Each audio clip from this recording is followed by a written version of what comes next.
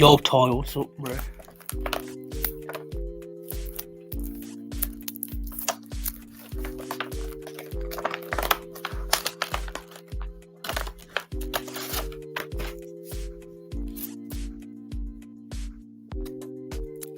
It's the month and season for giving, so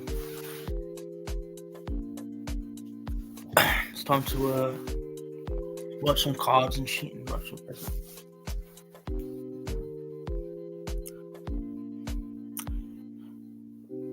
Time I give to you is my presents in voice chat and on Fortnite, bro.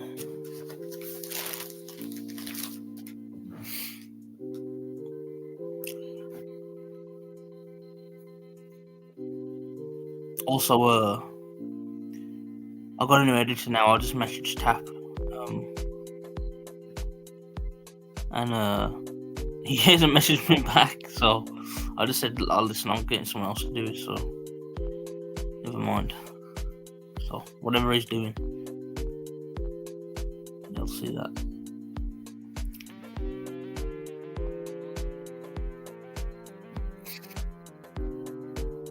Yeah, good. I'll send you I'll put the sample he made for me and send it in and send you the link on Google Drive. Hold on.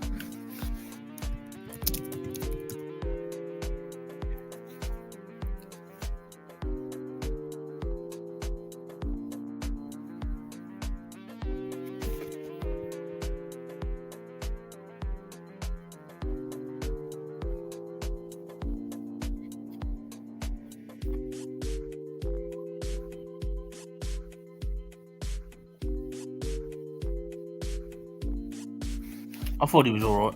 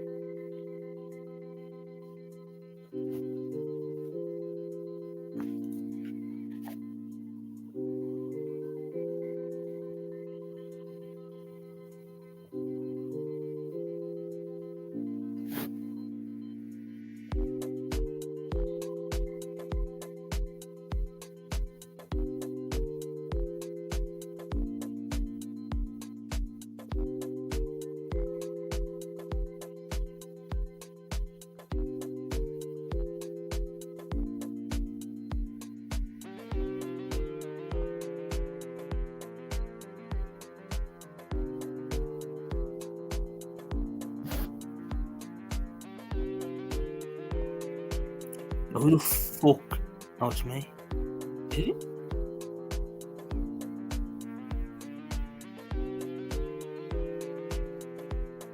No, who's there? Who's watching?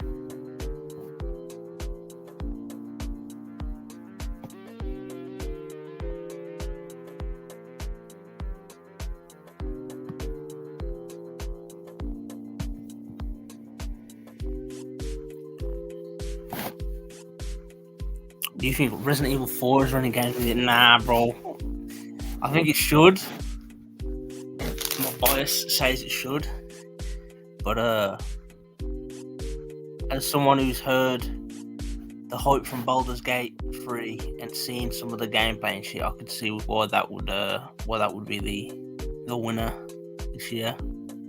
But it is what it is. I mean, Capcom said more remakes are on the way, so you know, we're getting that Resident Evil 5 game of the year when it gets remade. You know, the best Resident Evil game getting remade. So,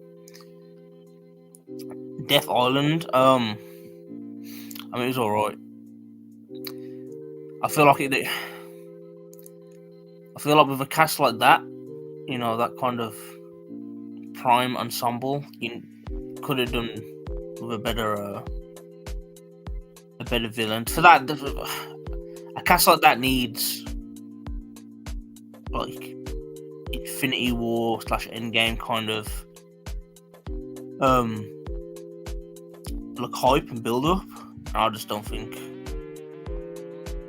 he was there. Obviously, when the trailer came out, but after it kind of fades. It was more like No Way Home. I think it was like I'll go back and watch that. I don't really get as hyped. It's still good. The scenes between the three Spider-Man are still good, but I don't really get as hyped as I was like seeing it in the trailer for the first time and shit. I've seen them in the cinemas for the first time again, and it's just the effect they're falling down. Like when I was watching it with my boys, I wasn't that hyped about it. Because mainly it's like I'm mainly like Chris and Leon. There's a big gap between the two, but I like Chris and Leon the most.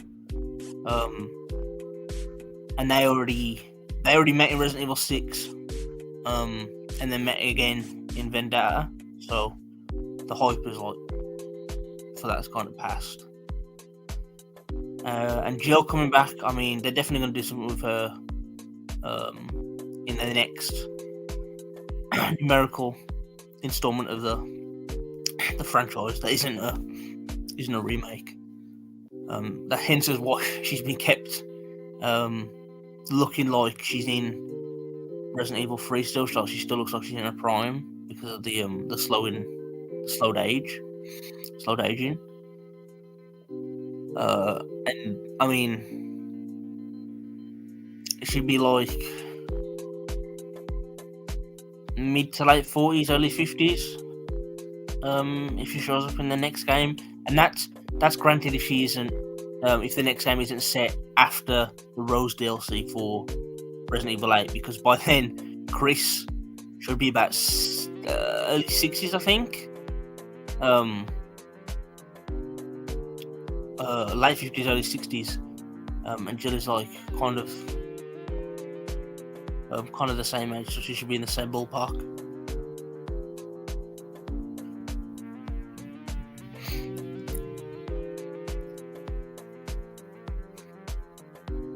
But I hope they do. I think they did say they were going to do something else, another movie similar to that, to Death Island, if the new one is successful enough. But I don't know. Seeing Jill relative to Leon, that was kind of wild. But she does have there's a guide for, I think it's the first remake. I think, but they hype up that she has like the best kind of skill statement for stars in one of the games. I'm pretty sure it's the first remake. And then obviously she would have received combat training from Wesker on top of that, so she had like her own. I mean, there's also a statement that like, in order to get to stars, you need to be like a master of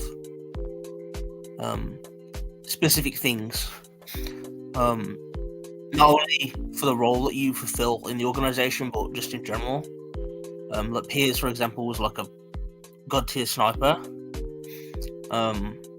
And Chris is like a jack of all trades, the master across the board. But Jill, I don't know really what her role was. I think she was probably, being a founder, she was probably the same as Chris. But she should have had to fill in those factors as well before she supposedly bit the dust against Wesker. But and then she fights Leon, and then Leon fights like some superpowered bitch from who comes back from returns from Resident Evil Vendetta, just kind of a loose end type thing.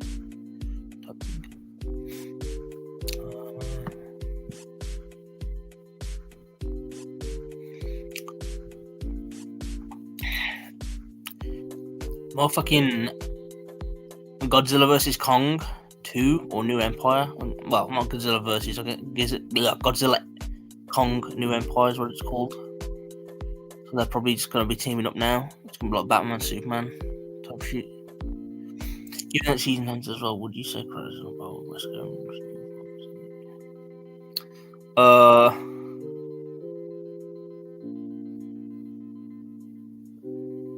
So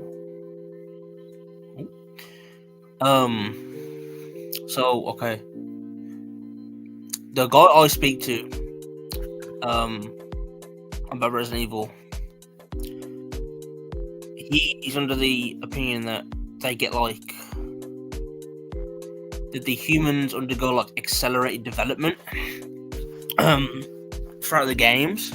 So like Chris, when he fights like Jill and Wesker in 5, actually gets stronger throughout the game. I don't know if I agree with that. Just because the only real they definitely get stronger. Because of the statement that just like humans in real life, they the adrenaline gives them like hysterical strength in some situations. Like Chris should already be busted anyway in terms of natural. He was busted anyway in terms of natural strength. You know, he has like the statement of like a body and mind of steel in Code Veronica. In 1, he can like one-shot hunters and shit in gameplay. But yeah, in Veronica, he has like a statement of having like a body and mind of steel, and obviously he takes attacks from Wesker. And then he trains in the time skip between that and 5, and then he fights Wesker again. So he should have the hysterical strength amp at some point in all those games, but he again should be cracked in terms of base anyway. My issue with that, especially mainly in 5, is that like Wesker has a very specific way that he has to adhere to his powers and keep them like stable. And they basically nerf that. Use that against him and nerf him. So should slow him down and all that kind of stuff. I don't know if I really agree for 5. But I would say that take away the nerf and it's just Chris versus Wesker, then I think Wesker wins pretty handily. If he's not torn around, like that's his main issue. Usually, like pisses about a lot. Whereas like Leon just beats Krauser post amp, like straight up. So I don't know if the gap is the same. Especially like since Chris and Leon are probably in the same ballpark in 5 and 4. Like if you were to compare Resident Evil 4 Leon to Resident Evil 5 Chris, because they pretty much end up the same in same tier in Resident Evil 6. So I'd say like Krauser's Amch is probably like below both, and then Resident Evil 4 Wesker I'd put a tier above. That's how I do anyway.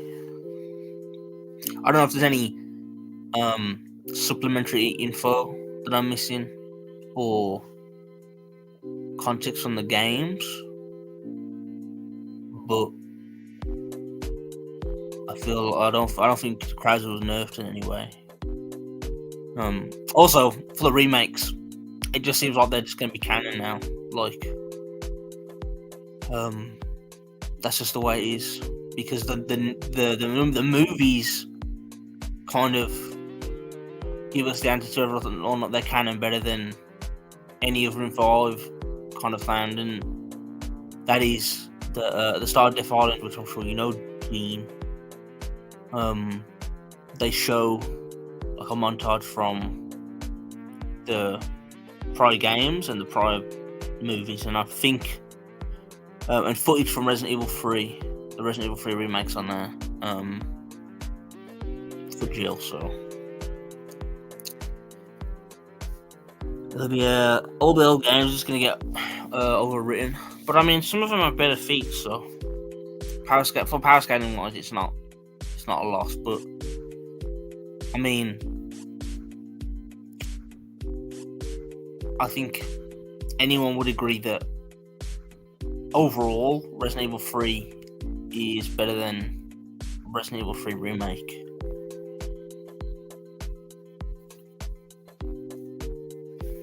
But obviously, Resident Evil 2 blows. Resident Evil 2, the remake, blows the original Resident Evil 2 out of the water. And I've heard, because a lot of people have 4 in high regards, and I've heard mixed things in regards to their in comparison, comparing them. I haven't played it myself.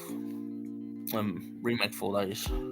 I just don't have the less system to run it, unfortunately.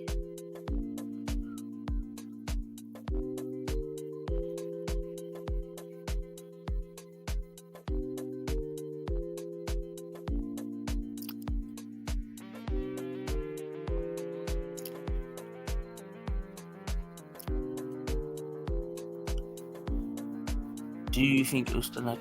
I think Ustanak probably just beats the dog shit out of both of them, bro. The thing is like Chris. So back to like the tier kind of thing. Resident Evil 5 Chris versus Resident Evil 5 Wesker is like similar to MCU Hulk versus MCU Thanos, where Hulk can harm Thanos, but he's never gonna get that chance to. He's gonna get folded before he gets the chance. But you see in Resident Evil 5 that Chris can hurt Wesker given the chance. And knock him out. And Wesker's like called like the ultimate biological weapon, pretty much, a bioorganic weapon, like BOW. So he should be above Mr. X and Nemesis by 5. And obviously, I think Ustanak is most likely above that as well, at the very least, same tier. And you also got to take into account that Usanak's also smarter, and should have a better,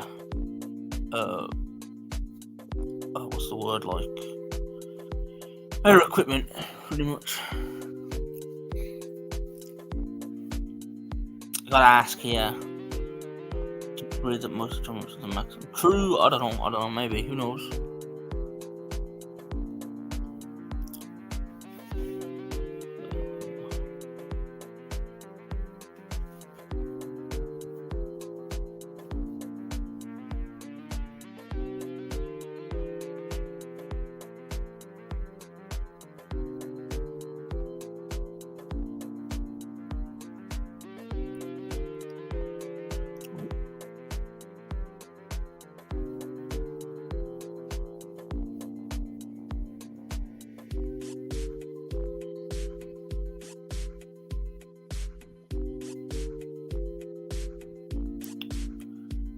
Because bro, listen,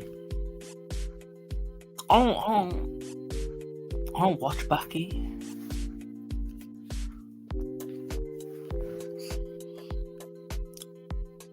Well, if that's the case, then he's below Baki. I mean, I've seen the 8th fight. I've seen the 8th fight, yeah, when he fought like he's more or less like his stepbrother.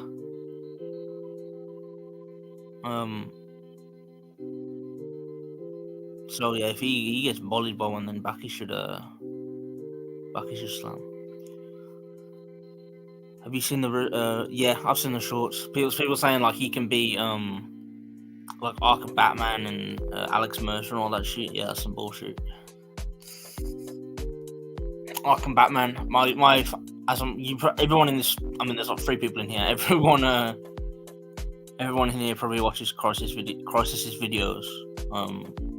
And I mean, I'm pretty sure like his top 3 videos. One of them today is still Arkham. Batman, how strong he is. You should just watch that. And I mean, based on what I've heard about the Suicide Squad game, which is set in the same continuity, and Batman has feats in that, he's probably going to get upscaled, at least in terms of speed. So, Batman most definitely slams. Alex Mercer slams. I mean, Alex Mercer's like multi-city block. It's like town of, I can't remember where. Honestly, you might be able to scale him to the nuke at the end of Prototype 1 by... or scale, sorry. No, yeah. I mean, it depends how strong you think the other, like, his goons are in 2, the ones that he absorbs before he fights James Heller. Because obviously the Hunter at the end of 1 thinks, like, yeah, if I absorb Alex, I'll be able to just tank the nuke.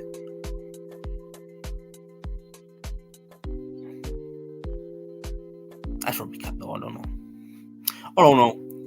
But he should beat Wesker anyway.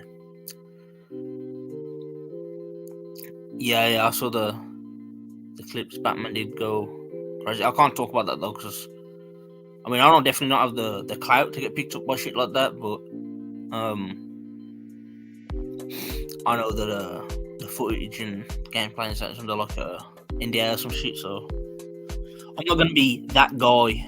I'm not gonna be like the guy that recorded his dad playing GTA 6, you know, and his dad was a Rockstar developer and leaked it on Reddit.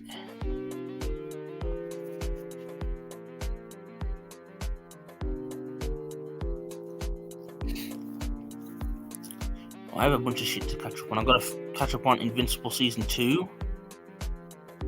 I've got to watch that John Wick spin-off show, The Continental. What else? I've got to watch the Monarch show for the MonsterVerse. And I've got like a big list of all the shit in the MonsterVerse to go through. I'm reading the Godzilla 2014 novel at the moment. And hopefully after this Omni-Man vs Thanos video gets edited, I'll do a MonsterVerse video or some shit, because I'll probably do a ranking the Titans. I streamed a tier list like 2 days ago on it. I don't think it'll change in terms of placements, but it'll change in terms of characters will get added. So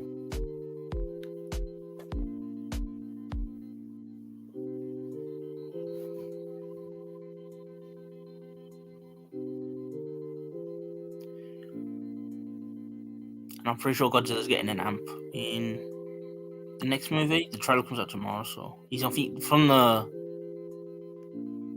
the official merchandise that's come out. Not toys, because toys are very misleading sometimes, like they exaggerate the shit in them, so he's gonna get like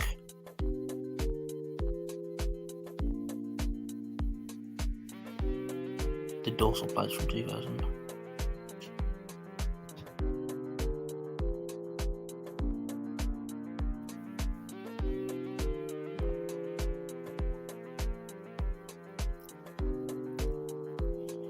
I mean, it might not be a video, might just be, I might just stream it.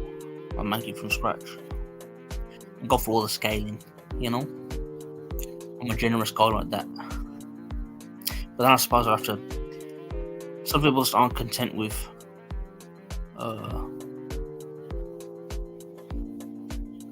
stuff being said. They want to see evidence. I mean, I don't blame them based on how the community is. Like, a lot of people assume just like bad faith now, so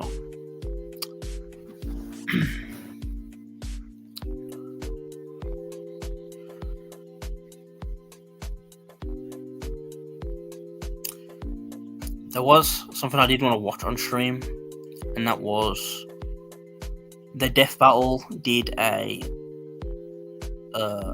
Death Battle cast, which, if you don't know what they are, it's similar to Death Battle in that two characters are up against each other, but it's live, and instead of like an actual quote unquote in-depth analysis and like the animation and the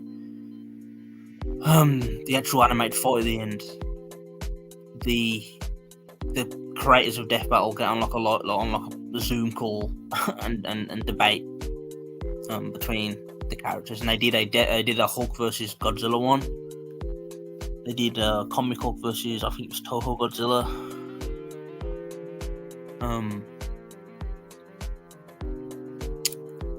I haven't listened to it yet, but it's an hour. It's just over an hour long. It's like an hour and 10 minutes, and I don't feel like. Well, maybe I'll stream it at some point, but from what I heard, they were arguing some pretty dumb shit. I mean, the guy was using Devil Hulk because Hulk doesn't have his green door immortality anymore, so he just can't come back from like conceptual shit if he does die. Do you think should have been wrong?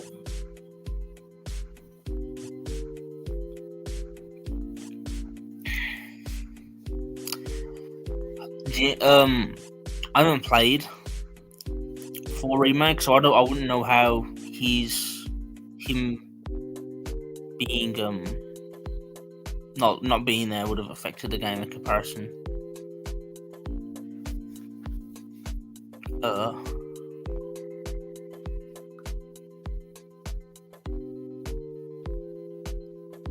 But I mean, like, spin-off games like that, like Dark Chronicles,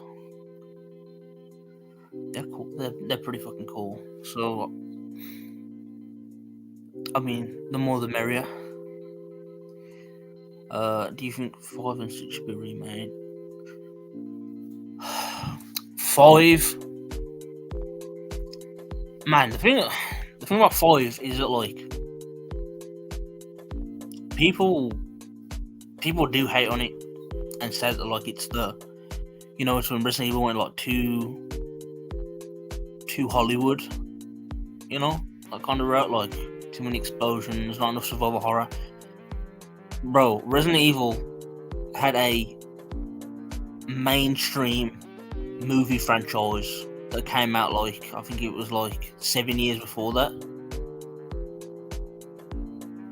So it was already, like, by 2 it was already too Hollywood. And the bitch in that has, like, is way more exaggerated than any of the protagonists in the main game franchise. Like, she has like superpowers and shit. So, and then plus 4 was definitely where it went. It took the direction of a lot more Hollywood. Leon is out here cracking jokes and whatnot. Way more than he was in 2.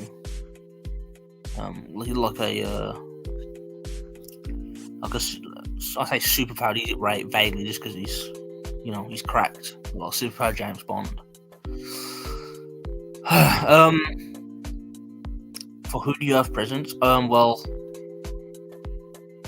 my cousins are going away to Australia at about half of the month, I think.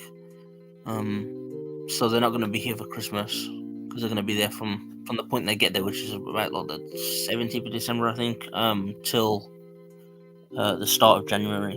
So because they're not going to be here for Christmas, I decided to get them presents now, and I'll message him tomorrow morning, just be like, yeah, you gotta come pick these shits up, bro. But yeah, that is just the start. I have a list of people I've got to get presents for, and it's kind of long. So.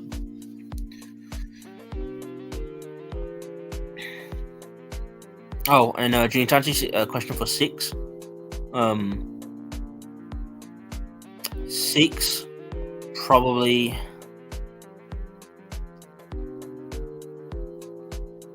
I feel like 6 could do with a remake.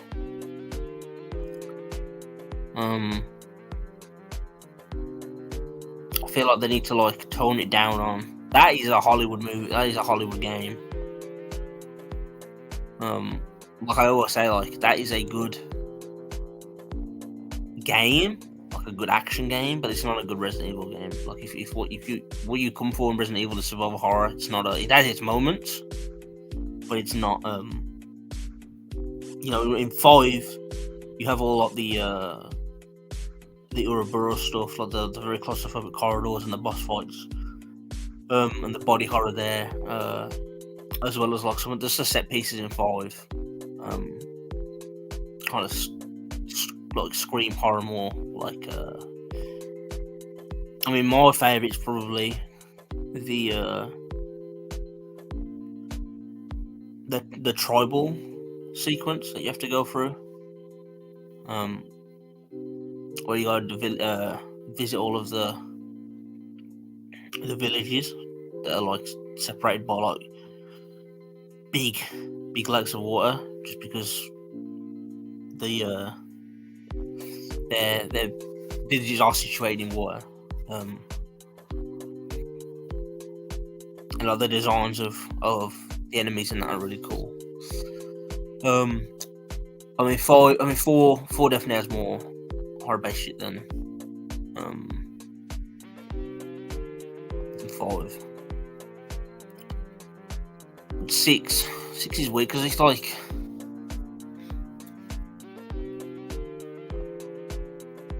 the most horror-based shit I can think of in 6. Honestly, is it's all horror, in some way or another, but the most like something that actually would like get you scared is the when you've been hunted by that big invisible snake. When Chris and Cole being hunted by it. That shit is good. I'd say Leon's stuff for the most part is pretty good. It's when he hunts and fights Derek Simmons is when it gets bogged down in that Hollywood shit again. The one, Doctor Who, yep. Yep. Been a fan since I was like about 10.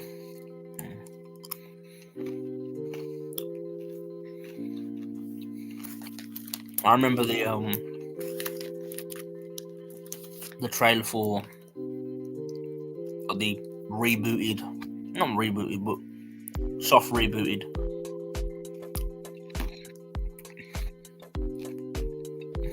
season 1 coming out. When the Slovene ship crashes into Big Ben in London. I remember seeing that, but I think it was 6th anniversary. Well, earlier on I said I got stuff to catch up on, and watching the 60th anniversary is one of them. But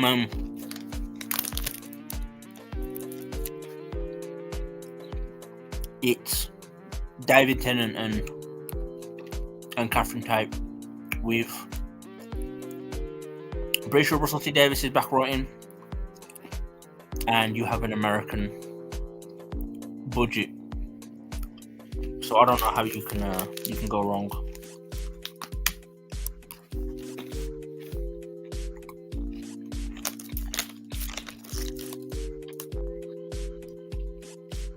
Just like how you couldn't go wrong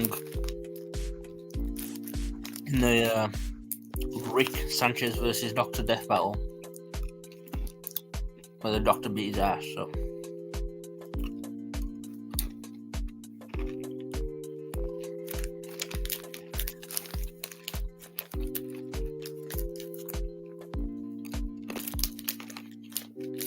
I didn't watch much of Jodie's or the 13th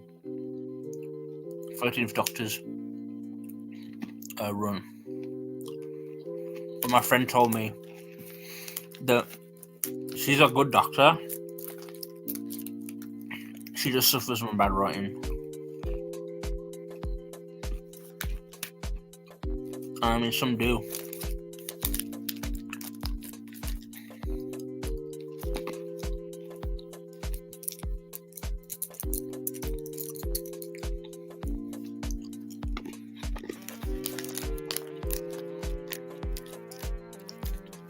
I think West gets love. I think they'll bring him back at some point. So my head canon is yeah. Also, regarding combat sports, would you consider martial artists real fighters? When you say martial artists, do you mean people like who like practice it in like a dojo, like who do karate in like a school, but never compete in like an actual combat, like an actual combat sport?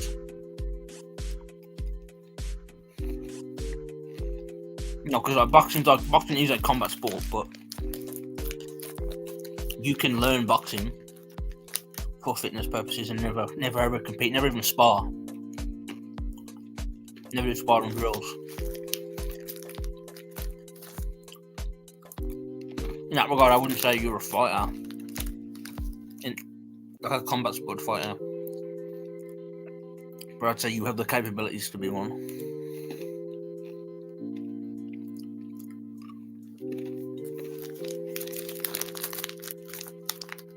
Yeah, the sonic screwdriver's fucked because they say it's like. They say it can't harm people, and then in the 50th anniversary, the 3 doctors like aim all theirs at a Dalek at the same time and kill that Dalek. So it's like it had no purposes of killing at all. That just wouldn't have been possible.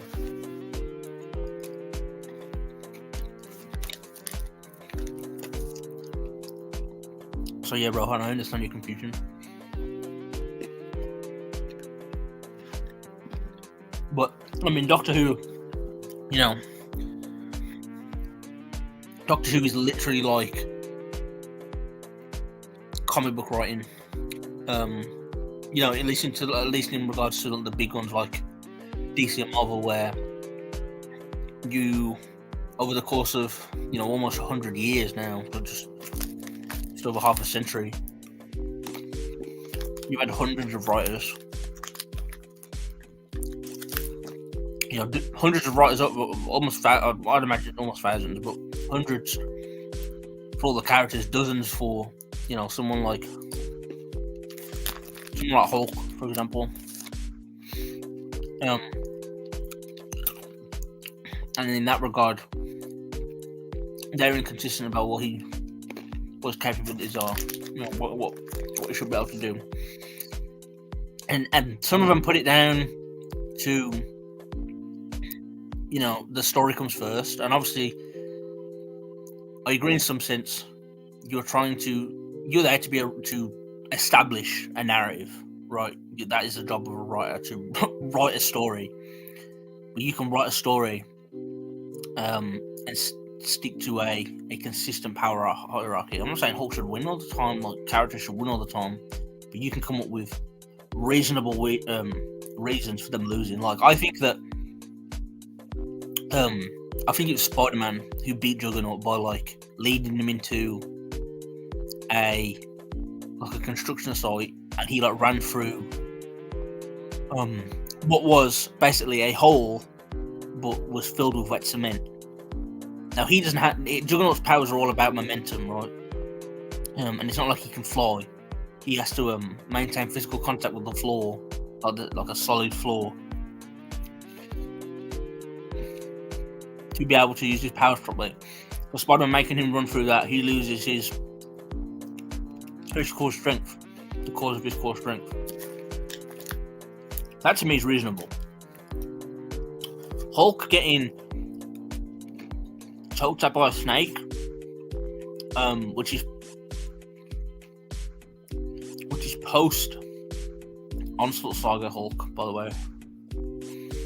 That's not reasonable, and it's not like there's any cope for that. The guys who wrote it, or the editor, in the message boards after, like a few issues after, was like, yeah, no, it was just a snake, just a normal snake. So,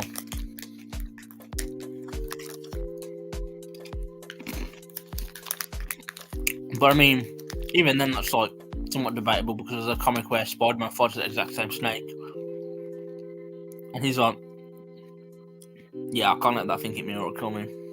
So,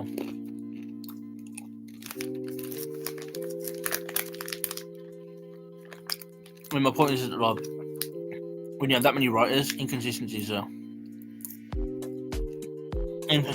bound to happen.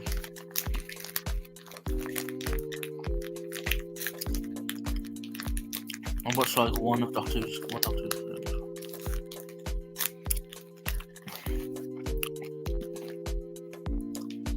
I mean, it all depends on where you're scanning, bro.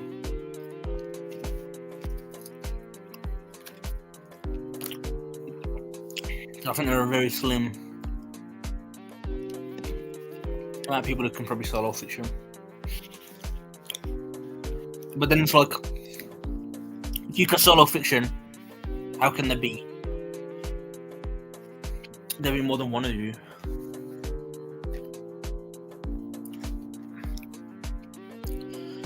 Or more than one of those people in that tier. There's a short on YouTube of Joe Rogan talking about how dangerous real life martial arts can be. Steven Seagal, yeah, I mean, Steven Seagal sucks ass. Like, he's an actual like punk bitch. I think he has. I've seen at least 2 fight scenes from different movies, in which he fights IRL fighters or former IRL fighters. One where he fights GSP, George St. Pierre, and there's one where he fights Mike Tyson, and he like bullies both of them pretty much, and that's just like, it just wouldn't happen. But yeah, I mean, I wouldn't be surprised dangerous real life martial artists, how dangerous real life or real martial artists could be. Like, Bruce Lee didn't compete much, but if you put Bruce Lee against a normal guy, Bruce Lee would beat the dog shit out of him. Like, he would, especially because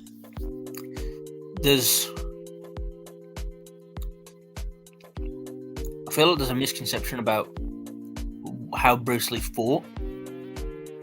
His main form of fighting was like to go for like the eyes, like very vulnerable parts of the body, like the eyes, the throat, the groin, all that kind of stuff. And there's like a segment, like an interview from like this late 60s, early 70s about it, I think.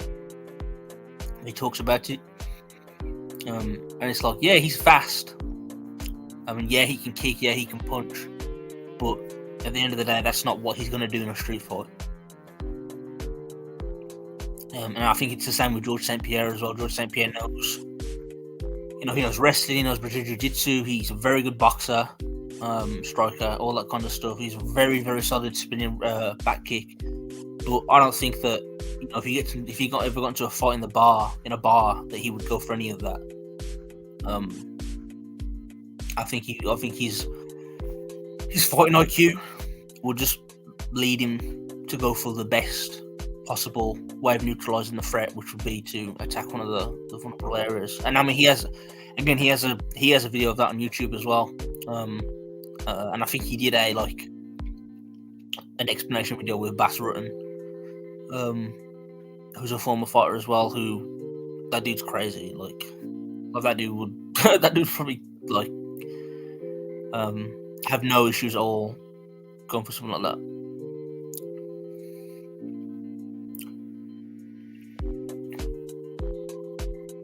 Hello, Gurun Lagan guy.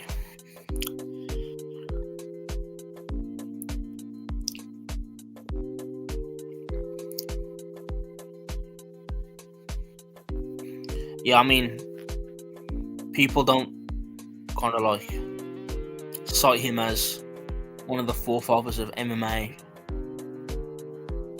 for like no reason. It's because he not made MMA, but I feel like he helped bring into the mainstream before UFC, obviously. That there doesn't have to be karate, it doesn't have to be boxing, it doesn't have to be wrestling. Like, you can combine those together to make your ability to fight more effective.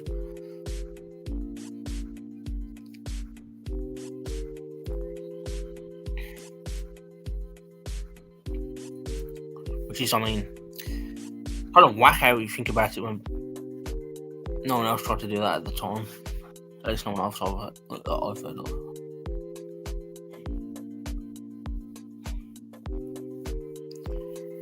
Does the Doctor get stronger even after regenerating? I'm assuming you mean base to base.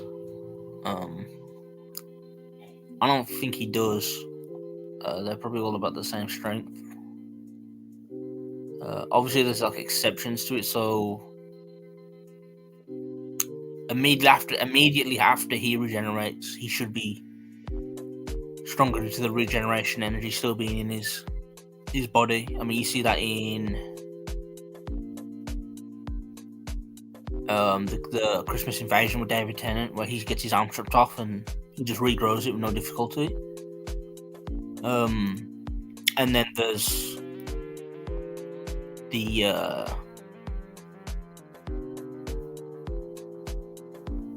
what's it called? Man, the movie with the 8th Doctor, when the 7th Doctor regenerates to the 8th Doctor. A lot of people think that the reason he's able to knock down that metal door, so like cold storage in an autopsy department, is because he's like super recent after regenerating, which I mean is a pretty decent theory. And then obviously,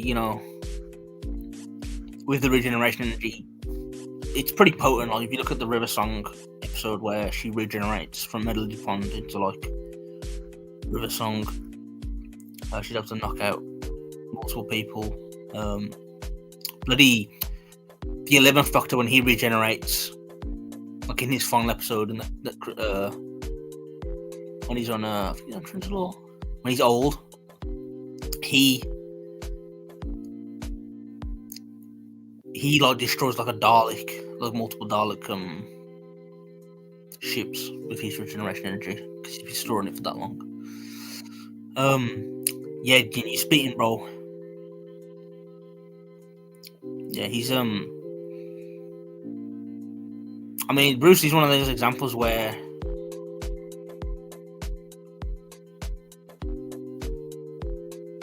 he just would not be able to, technique-wise, hold up with even like basic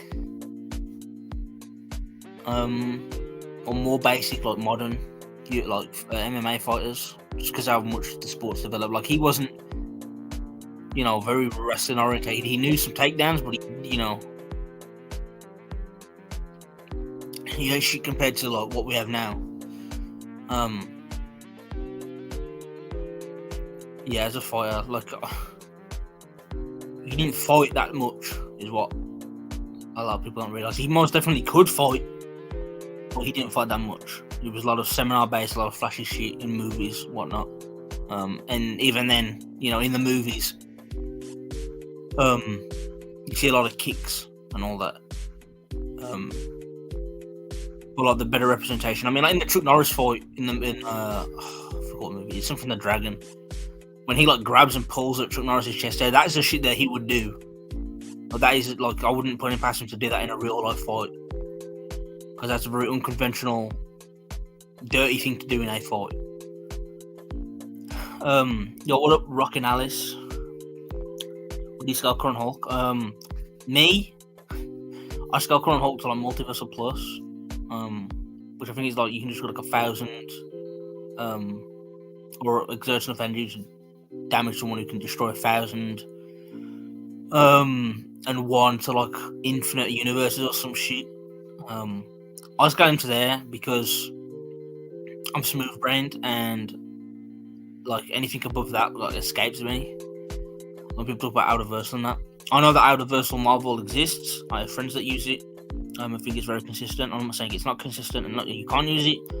I just prefer to use Multiversal. So he's there for me. And he has like massive jumps as well. What do you think about Michael J. White saying he can beat Bruce in a fight? Probably spitting. I mean, like you can probably say he was being humble. But Bruce Lee was like, yeah, I can't beat Muhammad Ali in a fight because of the size difference. And I don't think Michael J. White is not only bigger, but he's also really fast as well. Like, I don't think people understand that. There's a video I think of him.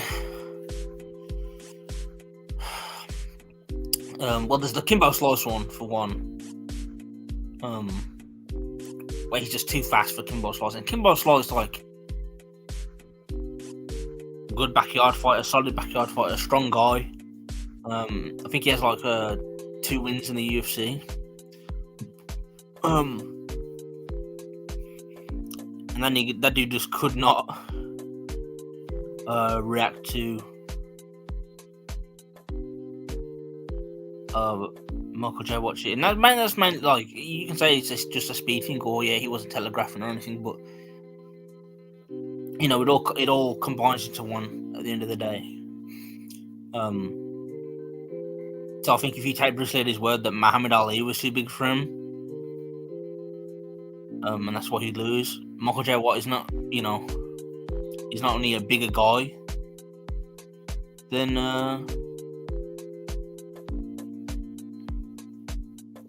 Bruce. He's also extremely fast, and extremely knowledgeable on the stuff he practices as well. So I don't, you know, I can understand why people got mad at people at Michael when he said that he would beat Bruce, because at the end of the day, you know, Bruce is that guy to a lot of people. You know, it's like saying, like, you know, certain heavyweights today would beat Mike Tyson in his prime. It's like, that could happen. Would it happen? Well, anyway, you know, it's just a lot of fanboyism, a lot of emotional bias, and a lot of someone having an agenda, an emotional agenda. But would he actually beat him? No, I don't think Bruce would beat Michael. Yeah, John Jones said Michael was quick as well. I didn't know that. But he's spitting. And John Jones is a sociopath, so he's not just going to say that for no reason.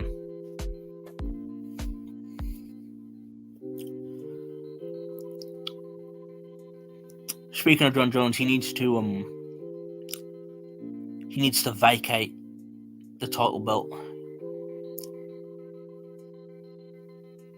I don't care if he's the GOAT, contender for the GOAT. At the end of the day, not only is that in another weight division, but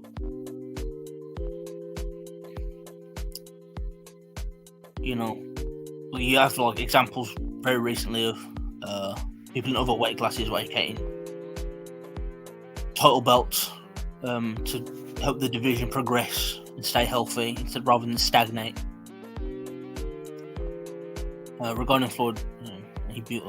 But Logan Paul can't fight, bro. Logan Paul can't fight. I don't think Floyd may ever get washed by Muhammad Ali. But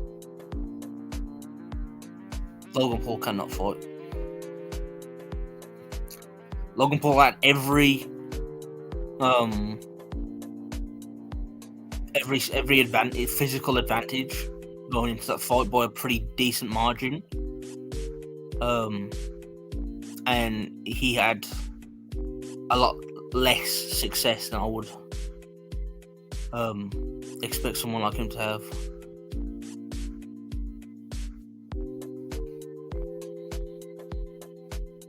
I don't get how he gasses in boxing matches so quickly. I guess it's like his pacing, like the way he uses his cardio, his stamina isn't as good as when he wrestles. But he gets tired very easily. From out was a little different. You're spitting, bro. You're spitting. He was.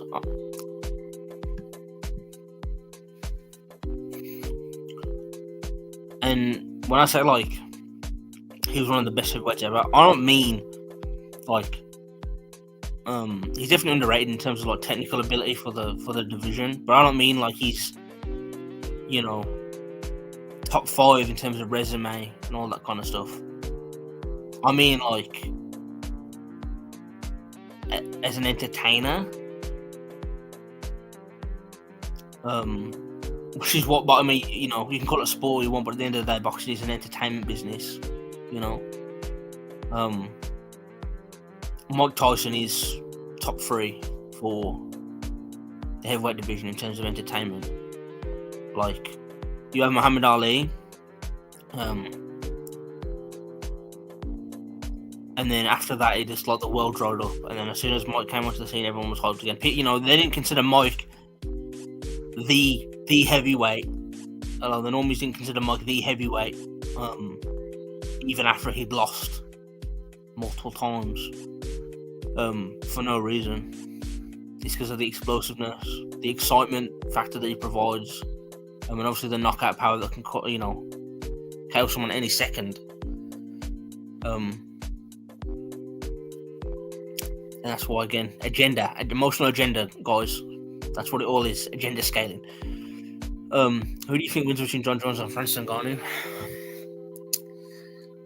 I mean, I'll say this: in a boxing match, Jon Jones gets absolutely washed. I actually went back and watched the Ciryl Gane Jon Jones fight before Ciryl Gane got taken down. And Jones was not having very good success at all. But I mean, who has? Like, Jones is just so big. Francis is just so big, and it's like the Tyson Fury fight. One of Tyson Fury's trademark things is to get someone in a headlock, so he can pull them down and he can kind of like drop his weight on top of them to tire him out. He tried that with Francis Ngannou in their boxing match, and Francis Ngannou lifted his neck up and lifted Tyson's entire body up with just his neck. Like, that is freak genetics, just freak physique, freak power. And honestly, like, it's one of them things where it's like, you can be as skilled as you want, but sometimes some people are so big it doesn't matter. And not only is Francis big, but he knows what he's doing as well.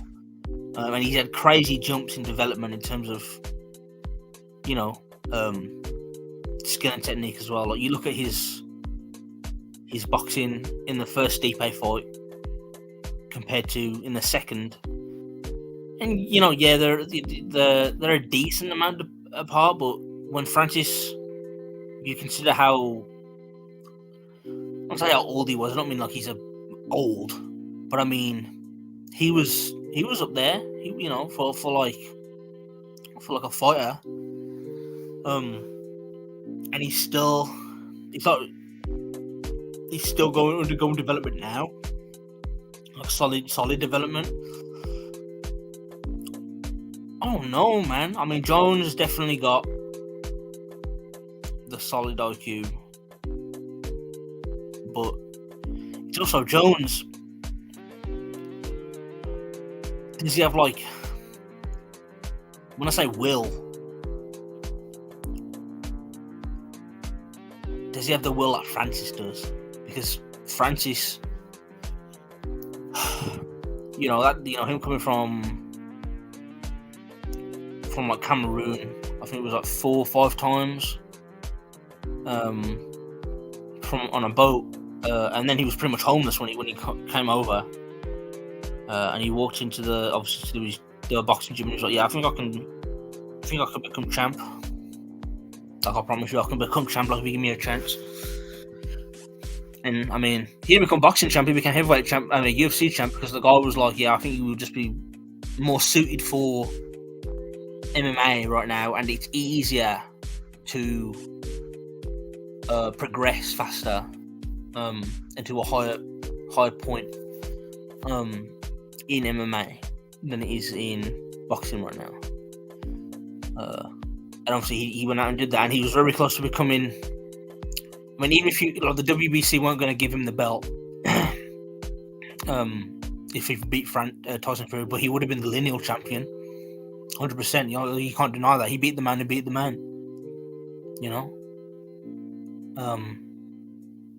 In that kind of scenario where he did win. I mean, a lot of people think he did win, but I mean, like officially, what is on their records, he lost. But if he would have beaten Tyson Fury officially, he would have been the objective lineal heavyweight champion.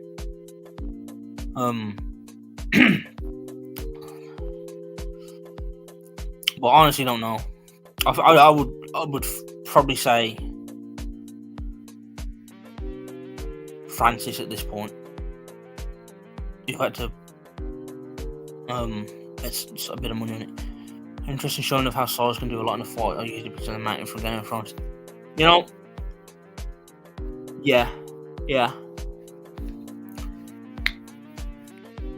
Yeah, like when he's when he was toying around with like Connor and all that shit. Joe Rogan thought they were serious for some reason, even though Connor said at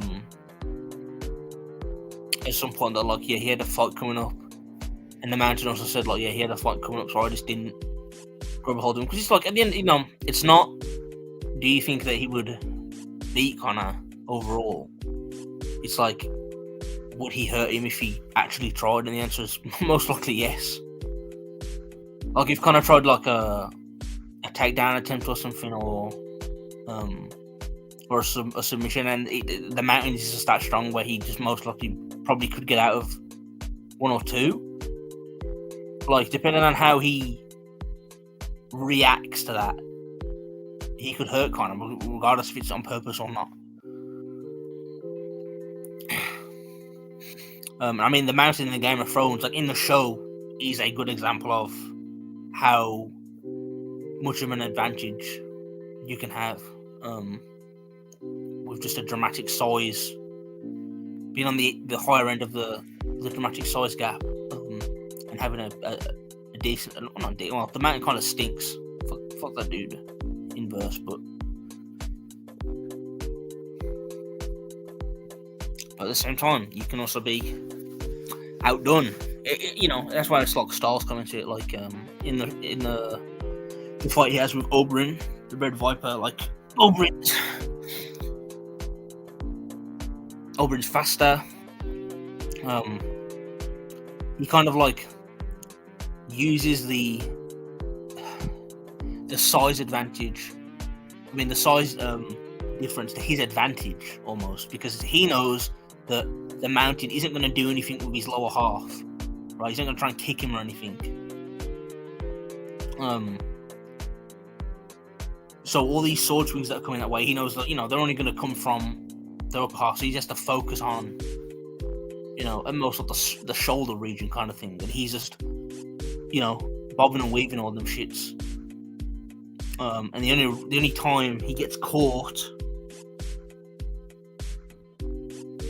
and has any lasting impact is when he's mocking him at the end, when he has him beat, and he gets too close, when he's like demanding that he confesses about certain happenings that happened before the show even started, and then he gets his skull crushed. So, but yeah, the Mountain is a good example. You know who's not a good example though? Bradley Martin.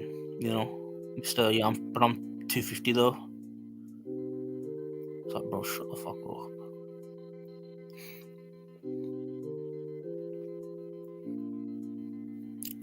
That dude is like, because the thing is, it's like,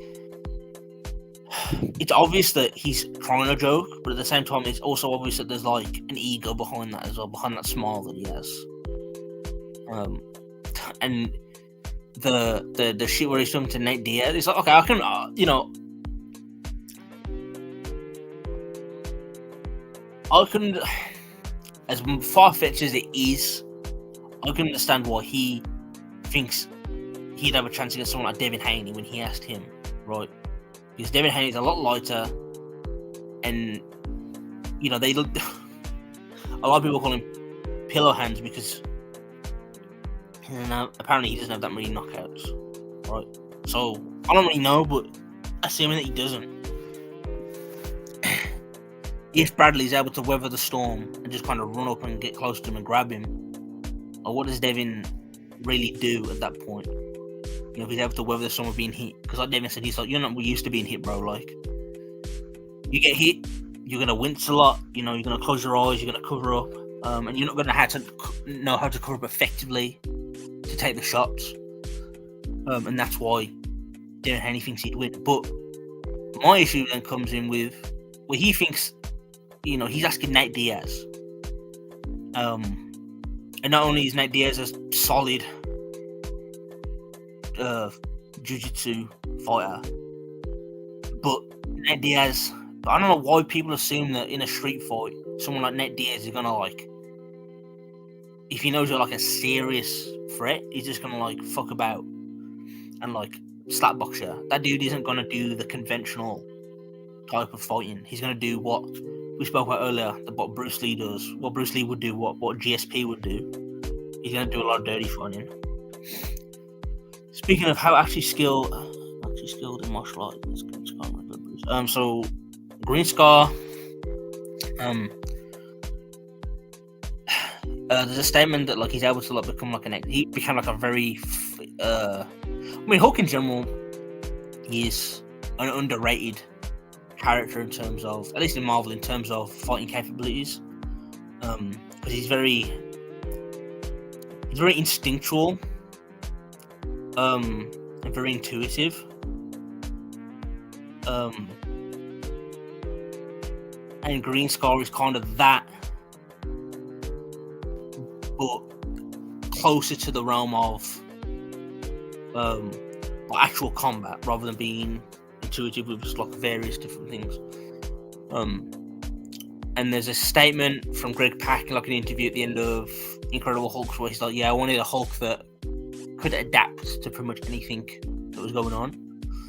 And if you kind of look at that in comparison to Planet Hulk, where he has to adapt, it's very much him becoming a weapons expert pretty fast in a fast amount of time.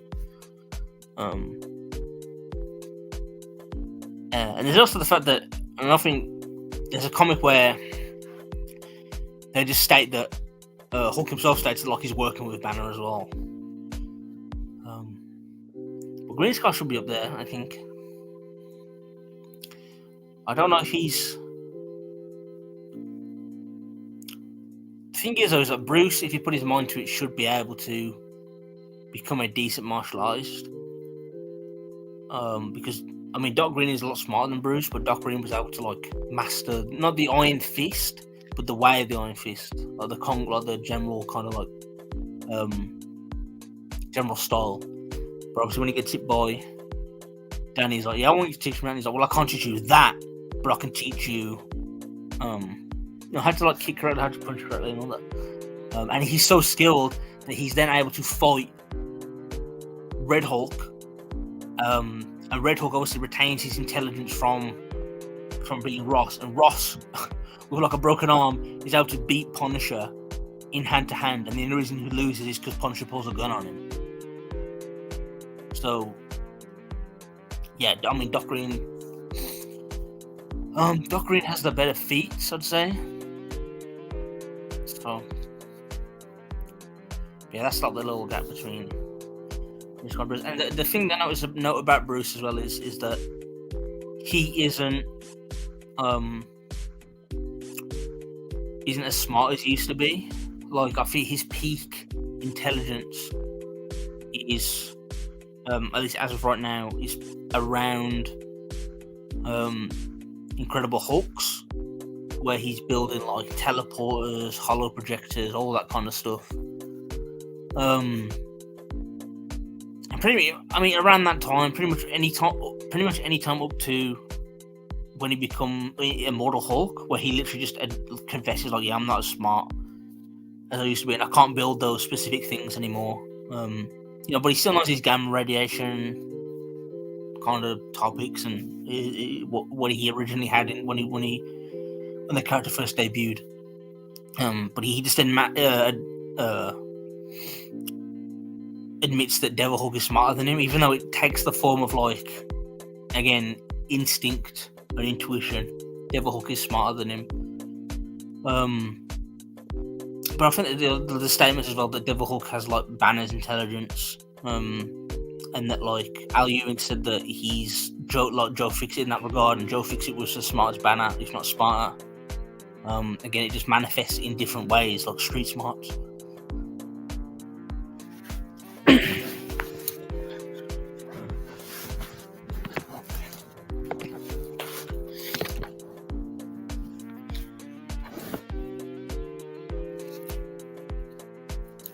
I'm hoping that, I mean, we've got a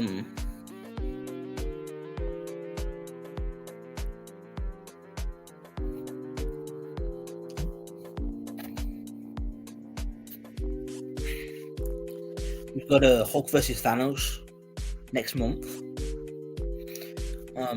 where he's like stated like the biggest gun the Illuminati has, and that is like solid confirmation that he's above Blue Marvel now. I know a lot of people, thought Blue Marvel could be above Hulk, but nah, bro, nah. The current Illuminati is Doctor Strange, Iron Man, Emma Frost, Reed Richardson, Blue Marvel. In the previews, Thanos one-shots Doctor Strange and Iron Man in his new armor. And Hulk is going to turn up and apparently go toe-to-toe with him, according to statements. But listen, as long as he does okay, because these two have never fought. Hulk and Thanos have never fought in a direct scrap, like a straight-up scrap. Thanos is but I mean, it's Thanos. Thanos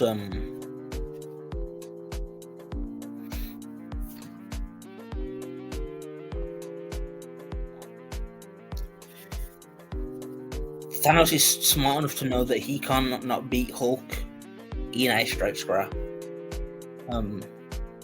Ever since he fought the champion of the universe, he was like, yeah, I avoid Hulk because he's very similar to this fighting style. But obviously Hulk is very much more unpredictable than the the champion universe. Like the champion universe in that fight was telegraphing a lot. That's why Thanos was able to evade a lot of his punches and counter. But I went back and read the comic where Hulk and X-Man, Nick Gray, fight Thanos.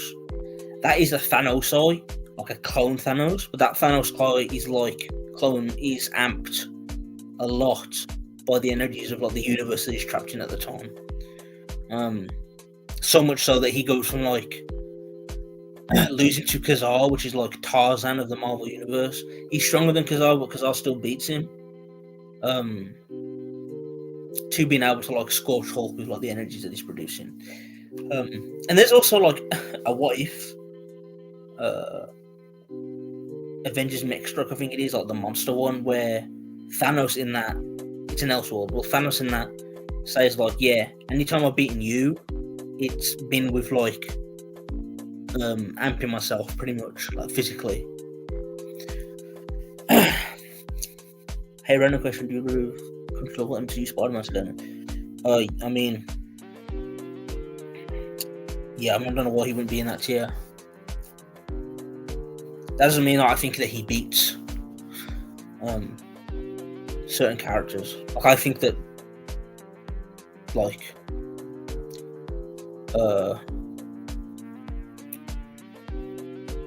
it's a weird one because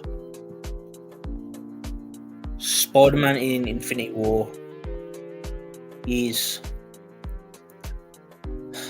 stronger than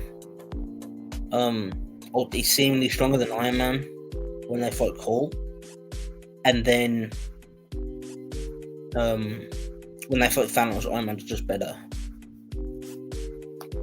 and Spider-Man has all the Iron Spider on him. I don't think the Iron Spider like amps him that much, unless in terms of just like AP. I think it gives him boosted combat abilities, and I think it makes him bulletproof. And bullets are always weird in fiction, so. But yeah, Spider-Man should be controllable. I like this time that banner. Oh, you mean in the Indestructible Hulk run?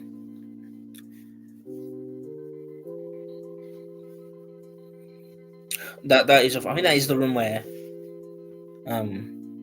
it's pretty much the Illuminati that pull up on him. Like, it's Beast, Reed, Tony, and Hank, and they're like, "Bro, you cannot be building another gamma bomb again." And he's like, "Bro, like, fuck y'all." Imagine on the showdown video. Yeah, I think he's. I think it was interesting to dumb Bruce down for Immortal Hulk, because I mean that was all about kind of uniting all of the core personas anyway. But it also creates an interesting thing where it's like, okay, well, Bruce is not only the core persona in a day, right? Like, he's not the one. He's the one that we see consistently at daytime. So it's like any issues that come out at that point, it's like, it's not only if it's a strength issue, he's kind of fucked, but it's also like if it's an intelligence issue, it's something beyond his capabilities, then he's also fucked. It's implied that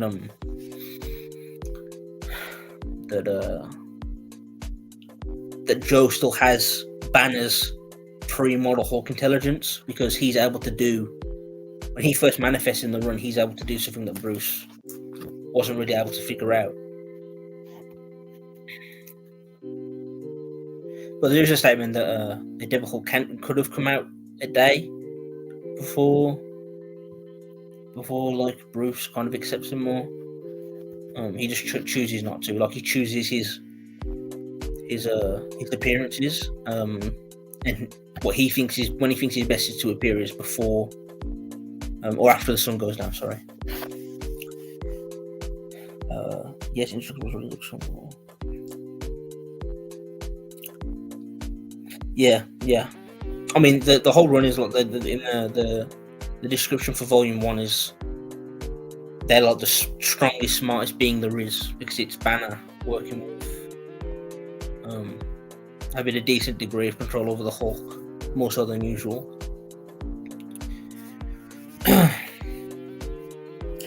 Which Loki means Indestructible Hulk is a bit weaker than standard Savage Hulk around that era, but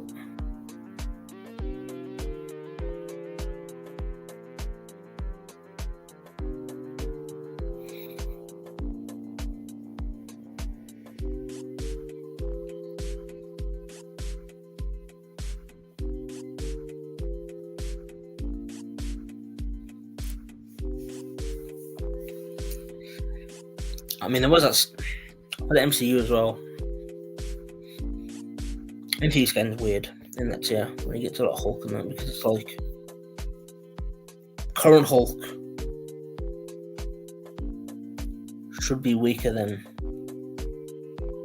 other Hulks. Catching Cull Obsidian's strike was the definition of that one. Nah, I don't think it was. Because he overpowers him in Endgame as well. I don't think it's the same as like getting hit by him, because the way that like you catching a baseball in your hand is going to be different to if the baseball hits you in the face, or even hits you in like the chest area. But your body's going to still absorb, withstand a good portion of the energy when you catch it. So it's like if they were thousands of times apart in terms of stats, then Cull Obsidian would have killed him.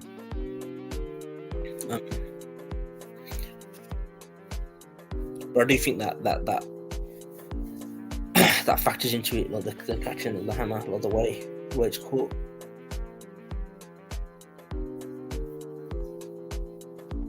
But there's also like there's a statement that when he drops that car on him, when he gets thrown at the taxi gets thrown at him, and then he catches it and throws it and swings it back. That he did enough to kind of stall Cull Obsidian and give him and Tony a time to breathe, quote unquote. Which, I mean, listen, you can interpret that in a few different ways, but I think if you look at like the rest of the feat, it should be consistent. He's able to at least affect him. The weird thing is that Peter, I mean, he just stops it, like stonewalls it. There's no give, giving his posture at all or anything. But Spider-Man scaling is he's gay in any verse, he's shit in any verse, so I'm really not talking about it. But I will if I must.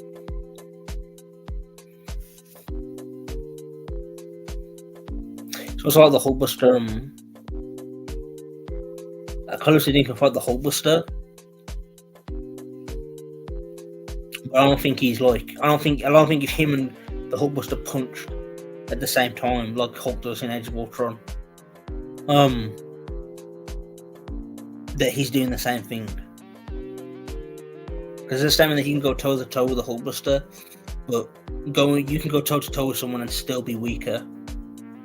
Like, he's able to obviously hurt or harm the Hulkbuster to an extent, but not as much as Hulk is in Age of Ultron. Hulk in Age of Ultron, like, was swatting that thing around, and I don't mean like pushing it over. I mean like he hit it and he like flew across like a city block.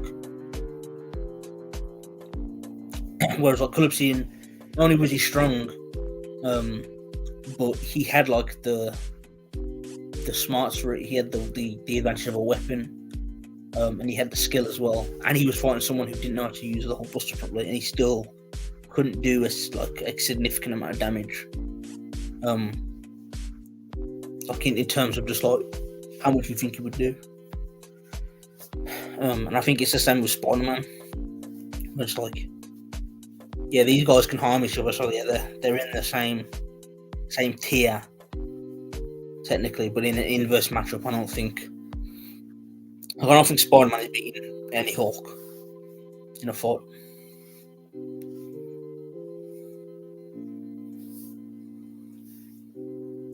I think he'd have some success.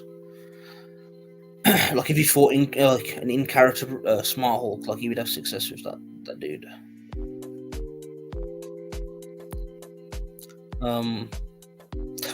Well, fun fact about Juggernaut's powers is there's a statement that came out in an official guide that he should be stronger now than he was before. So any time before. So the armor that's made out of the Bandasitarak, that is stronger than when he was reliant on the gem.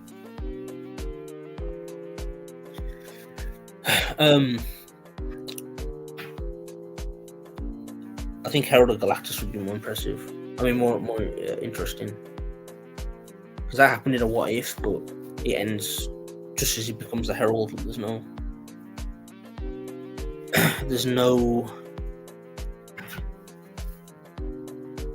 kind of extrapolation on it.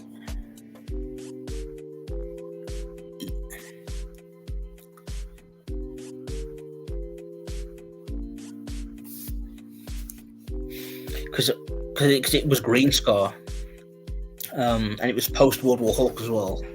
Which, I mean, the funny thing about that is that in that comic he beat Sentry without reverting. Like, he just beat Sentry straight up.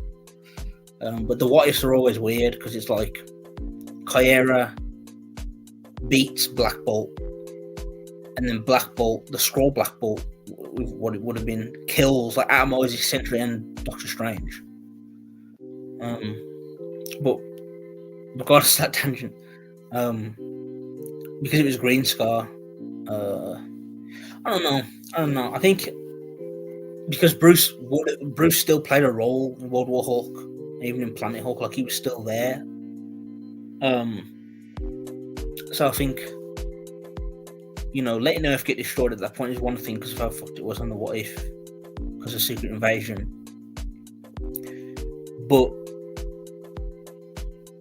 taking that kind of mindset of Hulk and Bruce, because he was already hell-bent on, at that point he was trying to work with them, with the heroes in the What If, and then Secret Invasion happens and they'll die. Because of how fucked the planet is, he allows that to happen for Galactus to destroy it. But taking that kind of, I don't think you could like automatically put Hulk in that same frame of mind for him going to like innocent worlds. Innocent worlds that are like, fine, prospering and health and all that, and saying that he would be in the same mindset, he would be able to make that conscious decision just fine. And even if he would it be consistent? Would he be able to do it over time, like Surfer? Like Surfer was able to do it. When he initially became the Herald of Galactus, like he was able to go through planets. But eventually, he kind of like gained a conscious self. He already had one, but it was like he kind of suppressed it. So I think it would be interesting. The way Peter usually fights is by using his yeah. I mean, I don't think he's ever. The only time I can remember him hurting a full-powered Hulk, like a Hulk that's like healthy, and at 100%, is, I don't know what comic it is, but it's when like some guys are like watching him fight Hulk on the news, and some guys like, yeah, I've got Spidey making I got $20 on Spider-Man cracking a joke in 2 seconds.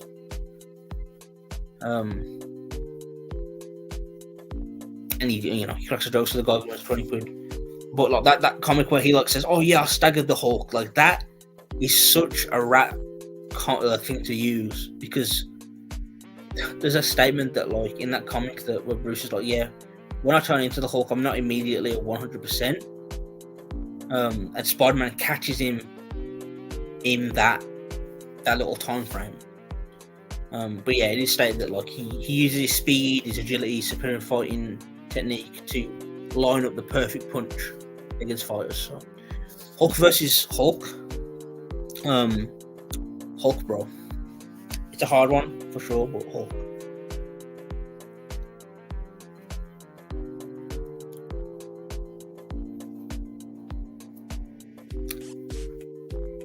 But I think Hulk has a chance as well. So I mean, there is that one comic, the Spider-Man Deadpool Hulk crossover where he fights Infernal Hulk, the one that's been in hell, been corrupted by hell. That Hulk is so ass. Like he's actually fought out of the Infernal Hulk.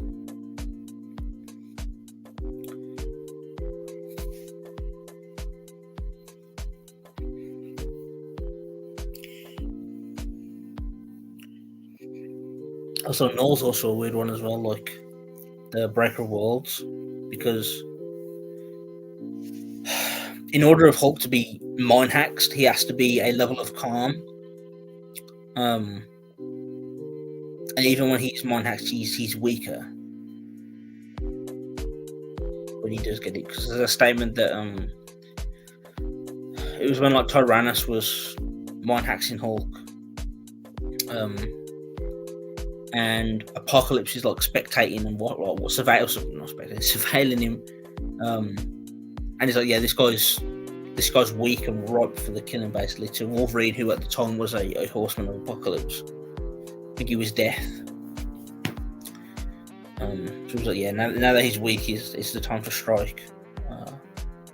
So Hulk, when he got possessed by Null, he was just like calm as Green Scar, which allowed for the whispers of the hammer to like influence him into picking it up and whatnot. And then there's just backed up by that statement in the guide that implies that Hulk wasn't mentally focused. So I think people get picked on. Yeah, I think his durability is higher.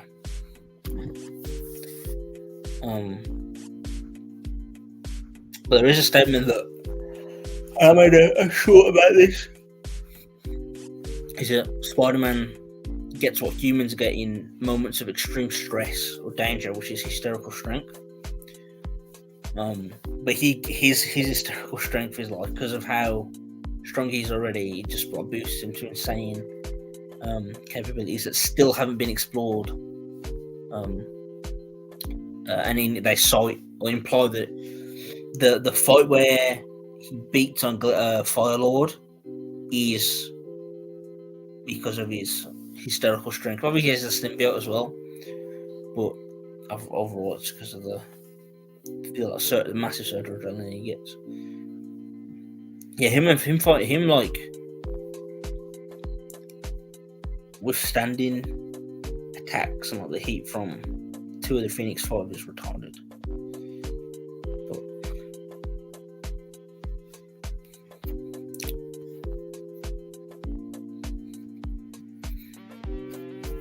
For me, Spider-Man should always be in that kind of ballpark. I mean, I think he is for the most part, but it's like he needs to be the decent above, like people you'd actually define as street tier. But he can still do well against holding back top tiers.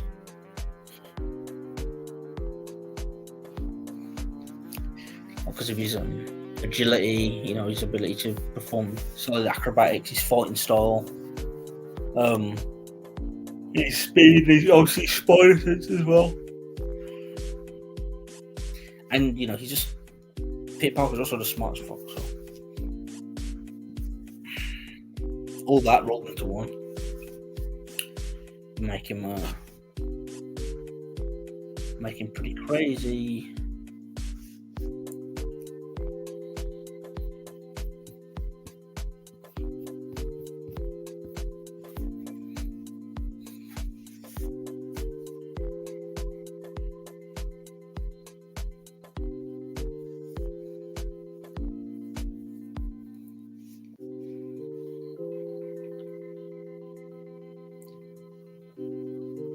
think a Spider-Man vid would be alright on the channel eventually. So I never really used to like him, but I've been again a lot more fond of him recently.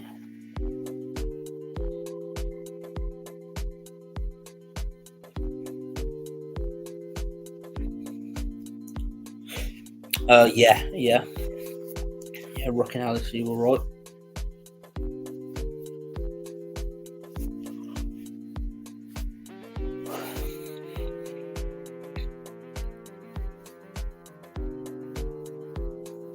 And it sucks because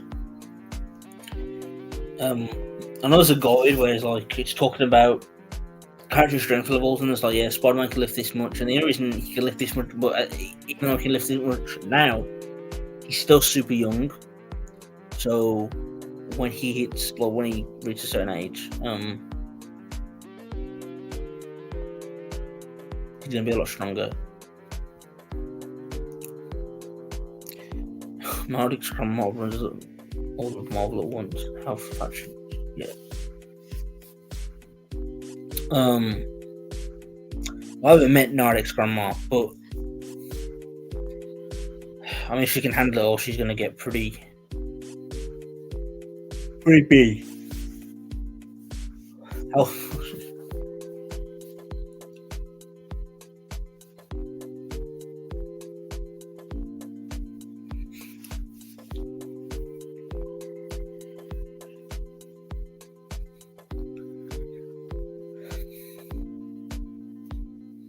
Also, I'm wondering, if I should do I have a thumbnail for a video I want to do after Omni-Man versus MC Thanos, but I don't know if I should change the matchup. Originally, it was going to be Battle Beast versus Vilgax from Ben 10, and yes, they do have a lot of my matchup videos are theme based, unless it's kind of like a hot topic between Inverse, like Hulk and Thor. But originally it was going to be Vilgax. I don't know if I should do MCU Hulk now instead. I do not know.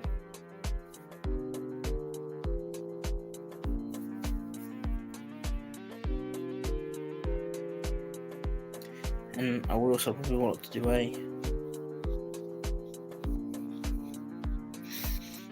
Halo video, maybe at some point.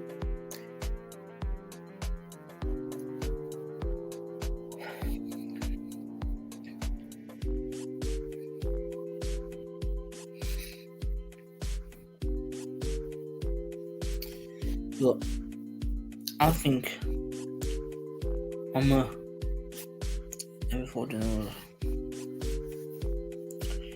gamma can affect people and the powers that come. I mean,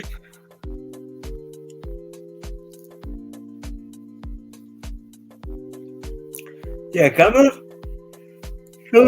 is very when it actually mutates people. It varies the effects on, or bases the effects on the psychology of the person. So I mean, yeah, doing a video on how it could affect different people would be interesting. I'm trying to think.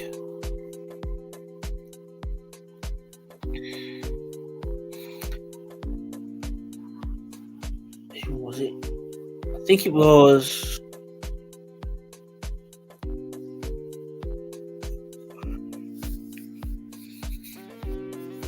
I think it was Iceman. Or no, not Iceman. The event was World War Hulks, and it is weird how it affects people. To be fair, because in World War Hulks, but then I guess that's cosmic rays and gamma radiation, so it's a bit different. Well, I don't know. I'll think about it.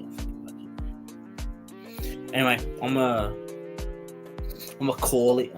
It's been an hour and 40. Next time, as I was saying on this long. Next time, I think I will stream that death battle. So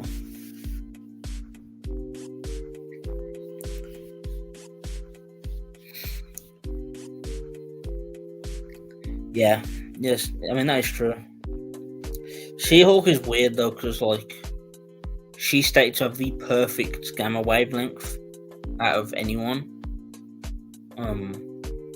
Which is why she's still smart and she still retains her intelligence, but still has super strength. But yeah, I'm gonna think about it. Anyway, I'll see you later, dude. See you later, dudes.